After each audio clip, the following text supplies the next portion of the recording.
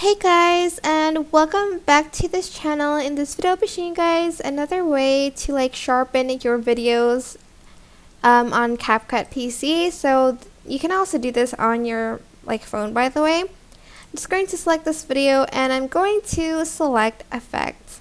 Go to retro and you are going to find the where is it?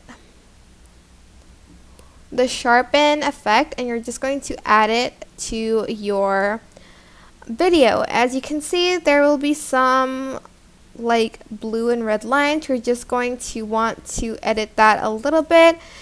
Maybe put this at 50. Oops.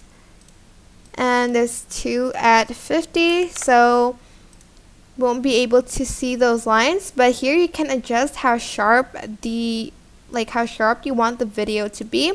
So put lateral and longitudinal. Oh my gosh, I definitely said that wrong. But you're just going to put these two at 50 and you can just adjust how sharp you want the lines to be.